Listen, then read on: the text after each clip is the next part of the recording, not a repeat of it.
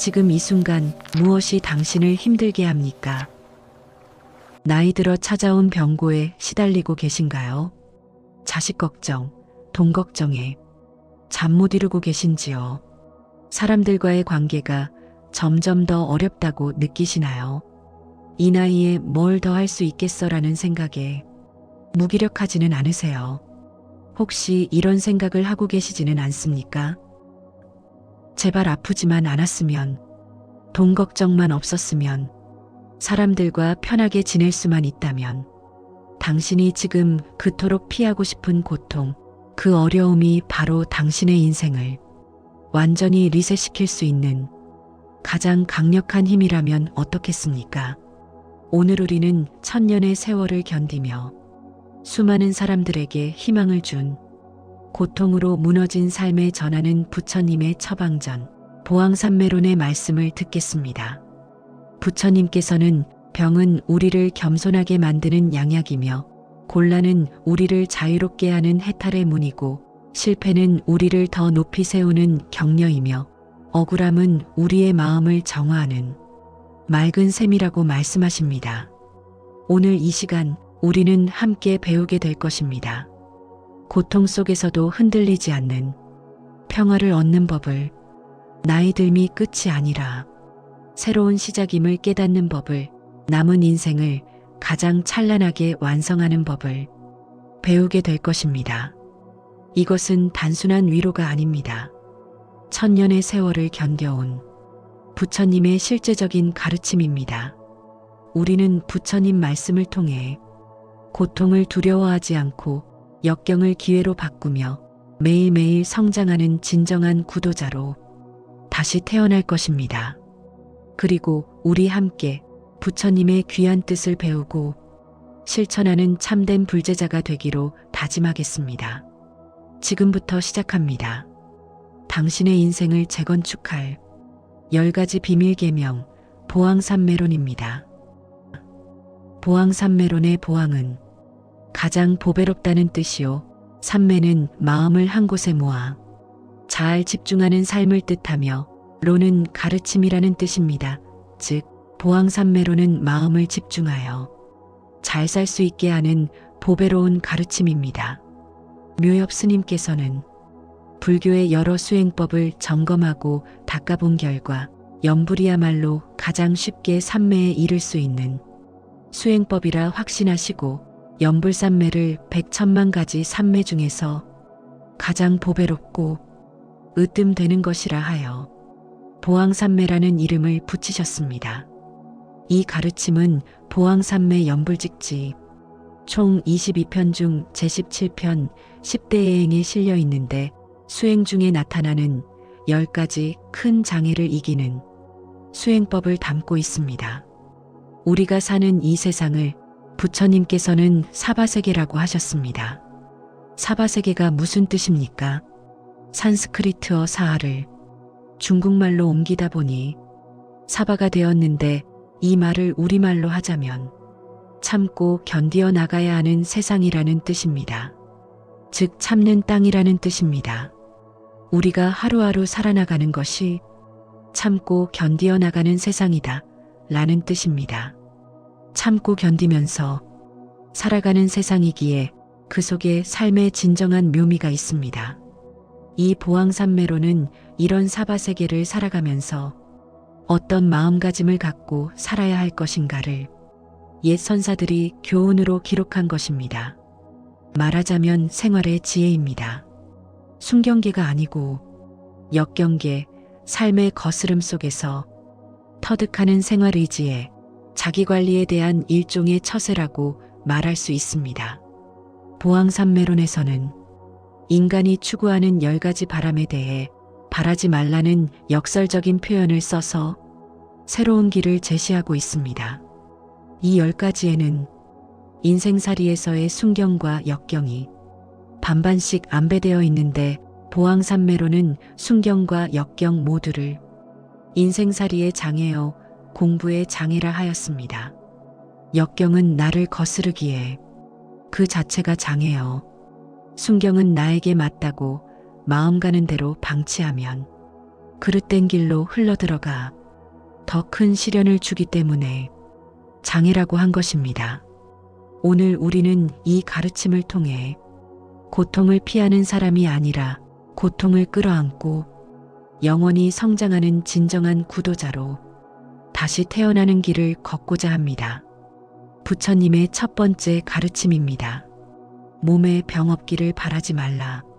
몸에 병이 없으면 탐욕이 생기기 쉽나니 그로써 성인이 말씀하시되 병고로서 양약을 삼으라 하셨느니라. 나이듦과 함께 찾아오는 병고를 우리는 재앙으로 여깁니다. 그러나 부처님께서는 이를 양약이라 하셨습니다. 부처님께서는 아함경에서 말씀하시기를 우리 몸은 지수와 풍의 4가지 원소로 이루어져 있으며 반야심경에서는 색수상행식, 즉 물질적 요소와 정신적 요소가 합쳐서 만들어진 유기적 존재라고 하셨습니다. 본래부터 있었던 것이 아니라 어떤 인연이 닿아 이런 형상을 갖추고 나왔다가 인연이 닿으면 다시 흩어지는 것이 우리 몸입니다. 부처님께서도 말년의 병고를 겪으셨습니다. 대반 열반경을 보면 부처님께서 마지막 여정에서 설사와 복통으로 한 걸음조차 내딛기도 힘든 상황이었습니다.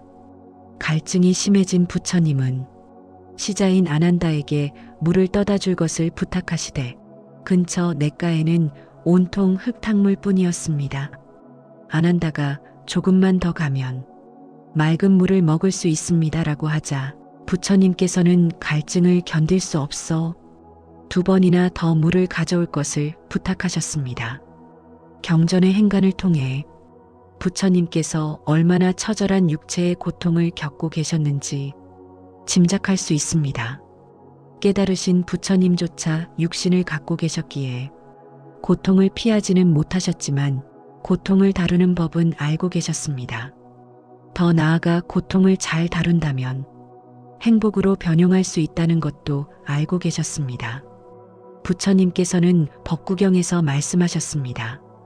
건강할 때는 건강이 가장 큰 재산이고 만족할 때는 만족이 가장 큰 재산이며 믿을 수 있는 벗이 있을 때는 그것이 가장 큰 재산이다. 그러나 질병을 통해 우리는 비로소 건강의 참된 가치를 깨닫는다.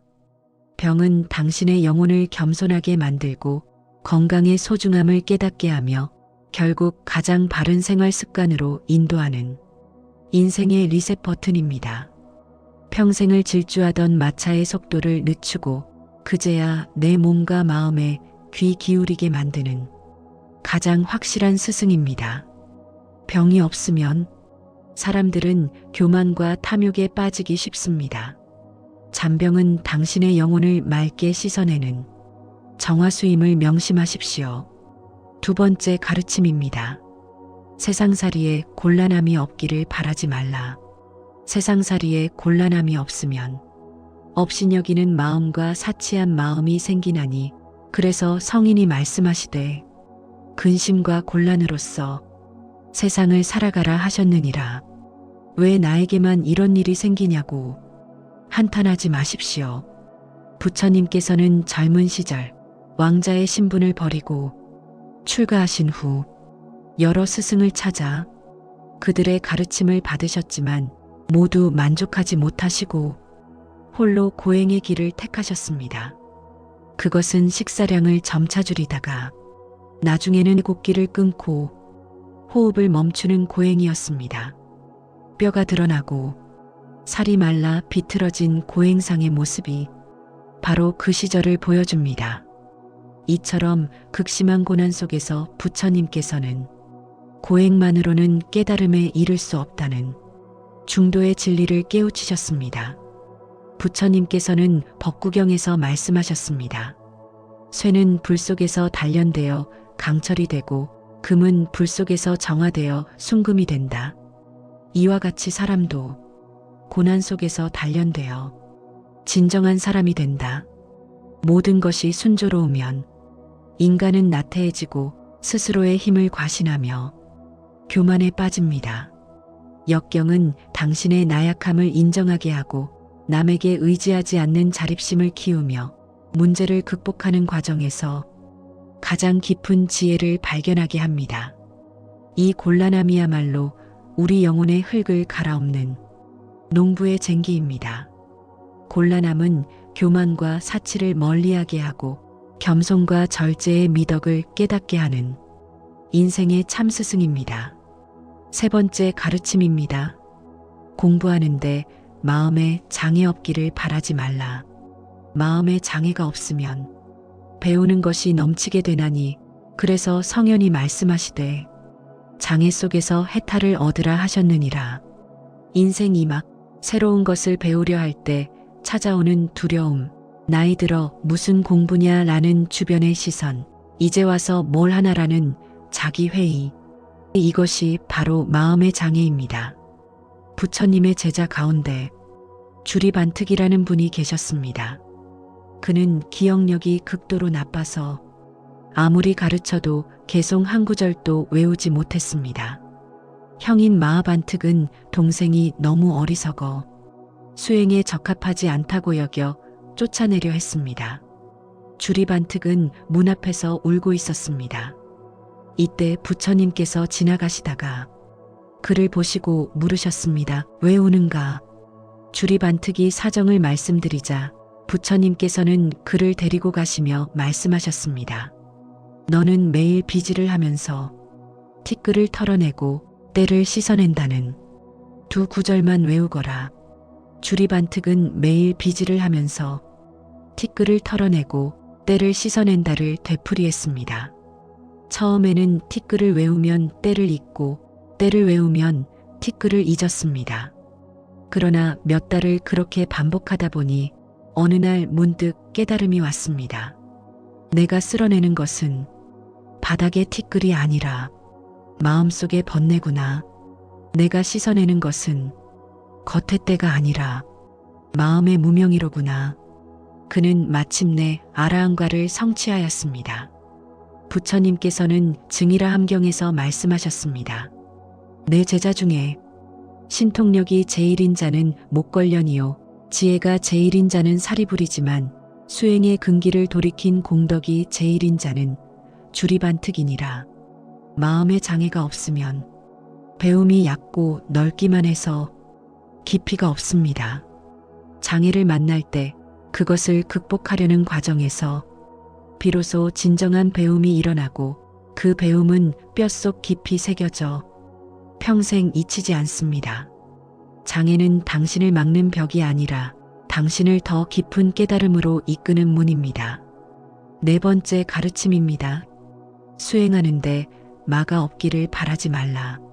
마가 없으면 서원이 굳건해지지 못하나니 그래서 성현이 말씀하시되 모든 마군으로서 수행을 도와주는 벗을 삼으라 하셨느니라. 수행을 방해하는 게으름, 포기하고 싶은 마음, 끊임없는 잡념, 이것이 바로 마입니다. 부처님께서 보리수 아래 앉아 깨달음을 구하실 때 마왕 파순이 나타나 온갖 방법으로 방해했다는 이야기를 아십니까? 불설보요경과 방광대장엄경에 자세히 기록되어 있습니다.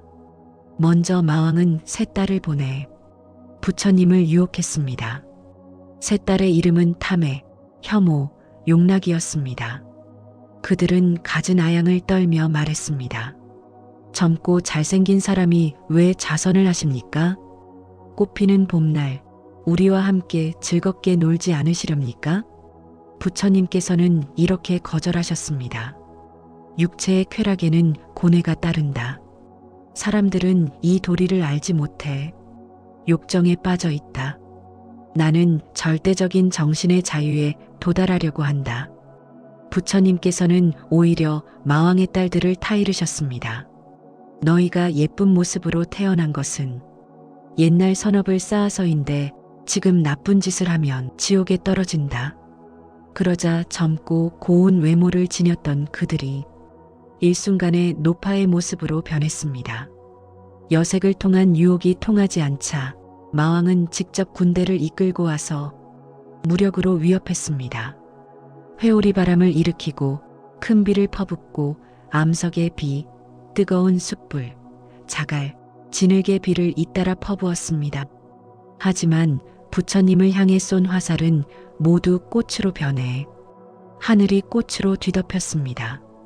마왕이 직접 나타나 권력을 주겠다며 회유하자 부처님께서는 말씀하셨습니다. 나는 당신을 알고 있습니다. 당신의 첫째 군대는 욕망이요, 둘째는 혐오며, 셋째는 굶주림이요, 넷째는 애착이며, 다섯째는 나태요, 여섯째는 공포며, 일곱째는 의욕이요, 여덟째는 위선과 고집입니다. 말을 없애려 애쓰지 마십시오. 마가 없으면 내가 세운 서원이 얼마나 굳건한지 시험할 기회조차 없습니다. 당신을 방해하는 것들과 싸우지 않고 그것들을 나의 의지를 단련시키는 수행의 벗으로 삼는다면 당신의 깨달음은 뿌리 깊은 나무처럼 흔들리지 않을 것입니다. 많은 수행을 포기하게 만드는 독이 아니라 서원을 더욱 굳건하게 하는 시험대입니다. 다섯 번째 가르침입니다. 일을 꾀하되 쉽게 되기를 바라지 말라. 일이 쉽게 되면 뜻을 경솔한 데 두게 되나니 그래서 성인이 말씀하시되 일의 어려움을 안락함으로 여기라 하셨느니라. 열심히 했는데도 일이 뜻대로 되지 않거나 노력에 비해 결과가 미미할 때 좌절하십니까? 부처님께서 깨달음을 얻으신 후 처음에는 설법을 망설이셨다고 합니다. 깨달으신 진리가 너무나 깊고 미묘해서 중생들이 이해하기 어려울 것이라고 생각하셨기 때문입니다. 범천이 3번이나 간청하여 비로소 설법을 시작하셨는데 이를 범천권청이라고 합니다. 그렇게 시작하신 45년간의 전법 생활에서도 부처님께서는 수많은 난관을 겪으셨습니다. 사촌 동생 데바다타는 부처님을 시기하여 여러 번 생명을 위협했고 교단을 분열시키려 했습니다. 바위를 굴려 부처님을 죽이려 하고 취한 코끼리를 풀어 공격하기도 했습니다. 그러나 부처님께서는 이 모든 역경을 인내와 자비로 극복하셨고 오히려 더 깊은 가르침을 펼치시는 계기로 삼으셨습니다. 부처님께서는 법구경에서 말씀하셨습니다. 물방울이 떨어져 항아리를 채우듯 지혜로운 사람은 조금씩 조금씩 쌓아서 선으로 자신을 채운다. 서두르지 말라. 한 걸음 한 걸음 꾸준히 가는 것이 가장 빠른 길이니라. 일이 너무 쉽게 풀리면 자만심이 생기고 나태해져 다음 단계를 준비하지 못하게 됩니다. 경솔하게 이루어진 것은 경솔하게 무너지지만 오랜 시간 인내하며 이룬 것은 결코 무너지지 않습니다. 여러 번의 실패와 좌절을 겪으며 천천히 이루는 것이야말로 당신의 성취를 가장 견고하게 만드는 방법입니다. 6번째 가르침입니다. 친구를 사귀되 내가 이롭기를 바라지 말라. 내가 이롭고자 하면 의리를 상하게 되나니 그래서 성인이 말씀하시되 순결로서 사귐을 길게 하라 하셨느니라. 사람과의 관계에서 내가 무엇을 얻을까만 생각한다면 그 관계는 오래가지 못합니다. 이로움만을 따지는 관계는 이해관계가 끊기는 순간 서로를 비난하고 멀어지게 됩니다. 부처님의 제자 중에 아난다존자가 계셨습니다. 어느 날 아난다존자가 부처님께 이렇게 말씀드렸습니다. 세존이시여, 제가 생각하기에 수행의 절반은 선지식, 즉 좋은 벗을 사귀는 것입니다. 그러자 부처님께서 이렇게 말씀하셨습니다. 아난다여, 그렇게 말하지 말라. 선지식을 사귀는 것은 수행의 절반이 아니라 수행의 전부이니라. 그렇다면 진정한 선지식이란 무엇입니까? 부처님께서는 말씀하셨습니다. 좋은 벗이란 4가지가 있다. 첫째, 어려울 때 도와주는 벗이요. 둘째, 괴로울 때나 즐거울 때나 변함없는 벗이며, 셋째, 이로운 것을 가르쳐주는 벗이요. 넷째, 자비심이 계속 있는 벗이니라. 그리고 이어서 말씀하셨습니다. 친구를 사귈 때 자신의 이익만을 구하지 말고 순수한 마음으로 의리를 지키며 사귀어라. 그러한 사귐만이 오래 지속되고 서로를 성장시킨다. 나에게 이익이 되지 않더라도 순수한 마음으로 의리를 지키며 사귀는 것. 그것이 진정으로 오래가는 우정이며 결국에는 당신에게 가장 큰 복이 되어 돌아옵니다. 이익을 구하지 않는 순결한 사귐이야말로 가장 견고하고 오래가는 관계의 비결입니다. 7번째 가르침입니다. 남이 내 뜻대로 순종해 주기를 바라지 말라. 남이 내 뜻대로 순종해 주면 마음이 스스로 교만해지나니 그래서 성인이 말씀하시되 내 뜻에 맞지 않는 사람들로서 원림을 삼으라 하셨느니라. 다른 사람이 내 말을 따르고 내 생각에 동의하고 내 방식대로 움직여 주기를 바라십니까? 부처님께서도 생전에 모든 사람이 당신의 가르침을 따른 것은 아니었습니다. 어떤 이는 부처님의 가르침이 배달을 부정한다고 비난했고 어떤 이는 부처님께서 카스트 제도를 무시한다고 공격했습니다. 특히 육사외도라 불리는 6명의 사상가들은 부처님과 끊임없이 논쟁했고 때로는 부처님의 제자들을 유혹하여 교단을 떠나게 만들기도 했습니다.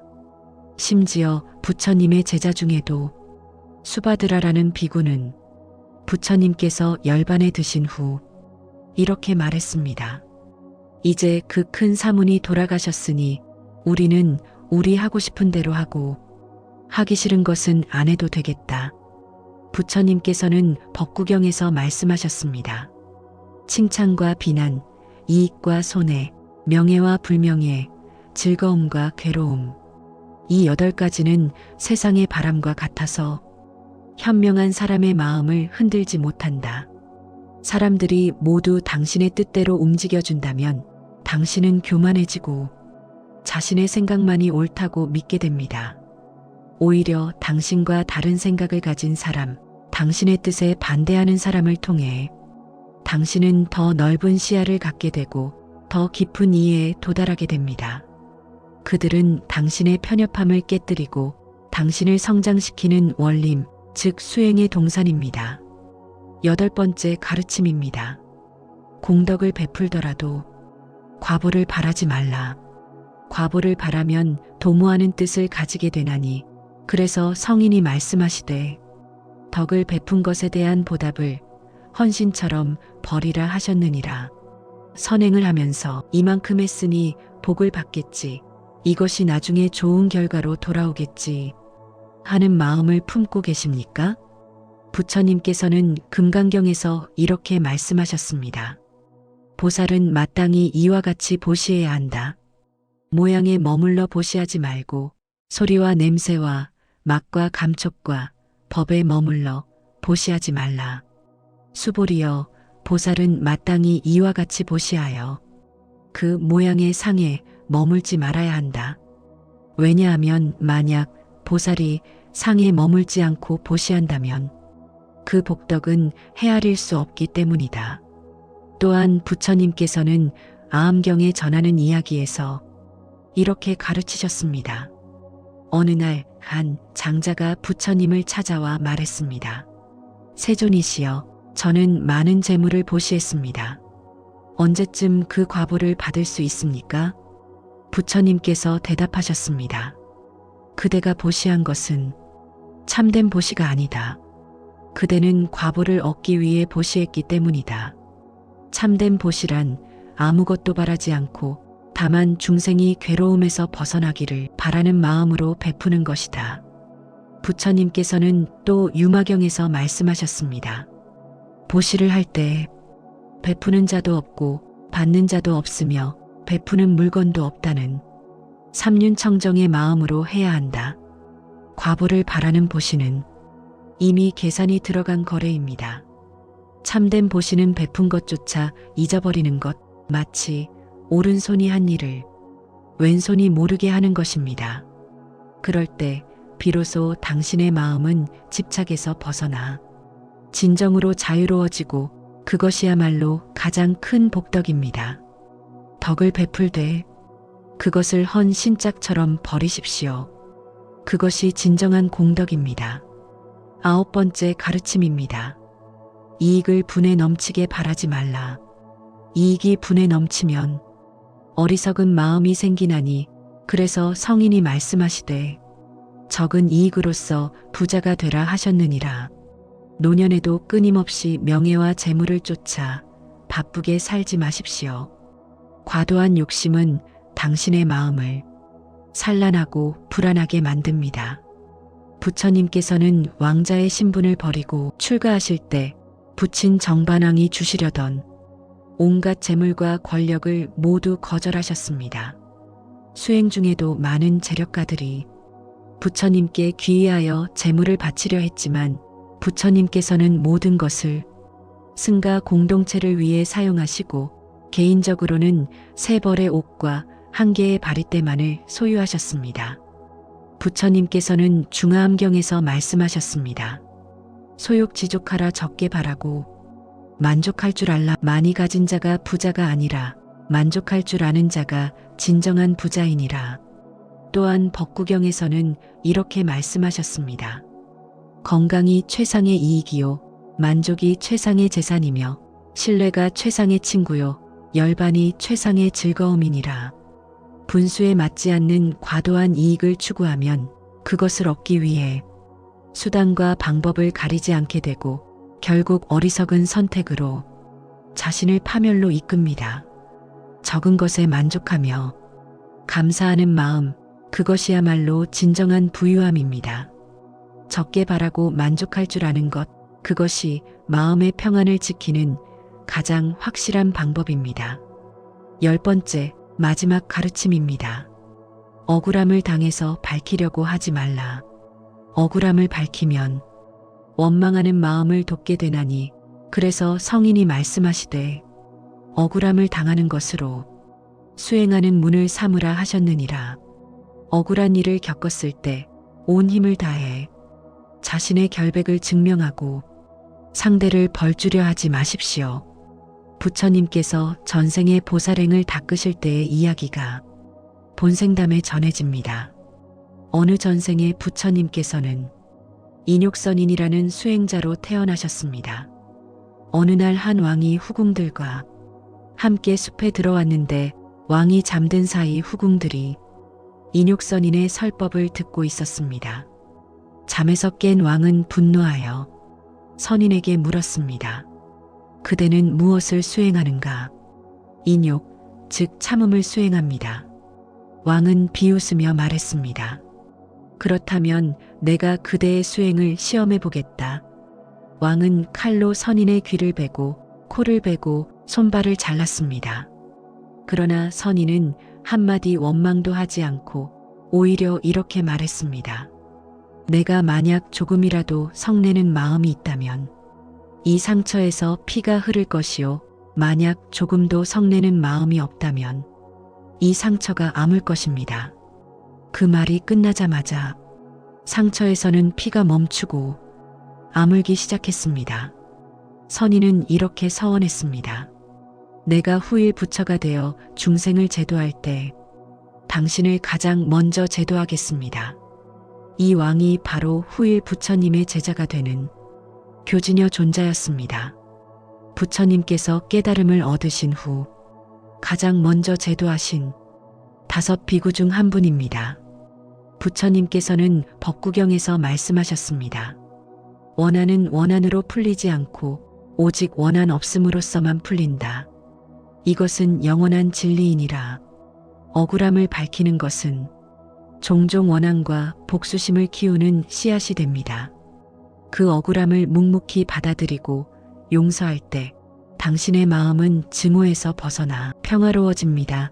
억울함을 참고 견디는 것, 그것이야말로 당신의 인욕 수행을 완성하는 수행의 문입니다. 우리는 이 10가지 계명을 통해 무엇을 배웠습니까? 병은 탐욕을 경계하는 양약이며 곤란은 교만을 버리는 수행이고 마음의 장애는 해탈을 얻는 기회이며 많은 서원을 단련시키는 수행의 벗이요 쉽지 않은 일은 경솔함을 버리는 가르침이며 이익을 구하지 않는 사귐이 참된 우정이고 내 뜻대로 되지 않는 사람이 나를 성장시키는 원림이며 과보를 바라지 않는 보시가 참된 공덕이요 적게 바라는 것이 진정한 부유함이며 억울함을 참는 것이 수행의 문이라는 것을 배웠습니다. 이 10가지는 당신을 고통을 두려워하지 않는 사람, 영원히 성장하는 사람으로 만들어줄 것입니다. 보왕산매로는 이렇게 말합니다. 이와 같이 막히는 데서 도리어 통하는 것이요 통함을 구하는 것이 도리어 막히는 것이니 이래서 부처님께서는 장애 가운데서 보리도를 얻으셨느니라.